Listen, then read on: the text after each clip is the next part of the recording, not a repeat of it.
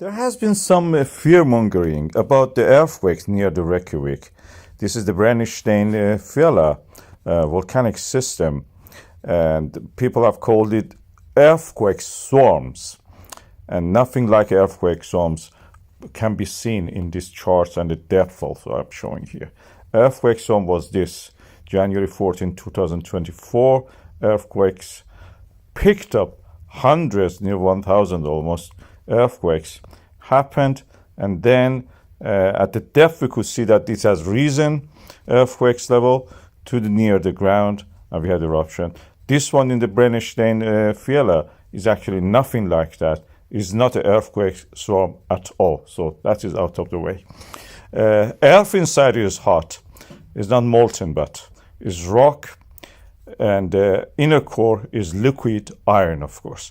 The mantle is made of a rock which is solid, but it creeps under the heat. But because it's under pressure, it cannot really melt. But it has convection cell through the creeping, and when it reaches the surface, it actually can break apart the earth crust like eggshells. By thinning the earth crust, the mantle rises, pressure reduced, melts, forms magma, and the magma can erupt then. This is the reason Eurasian plate and North American plate are separating from each other. When we see the pattern of earthquakes created by this movement, we see that in this case, they're moving from the west toward the east.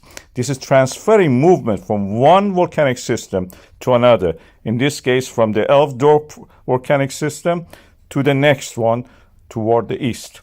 And then after that, all of it is transferred. Doesn't mean all erupt at the same time. I've not seen them erupt all at the same time. They erupt at different times.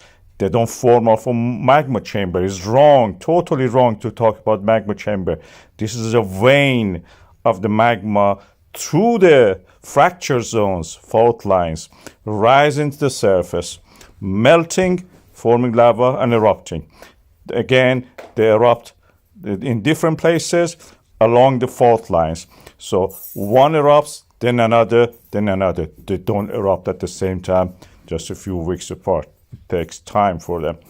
So this is also out of the way. We don't have magma chamber, and they don't happen at the same time or very close to each other. It takes some years. Brennisteinsfjalla actually was one of the first volcanic systems humans have been able to observe in the Iceland. We have been witnessing this. The earthquakes there we are seeing now at the depth of 5 to 6 kilometers to 4.5 kilometers are just tectonic.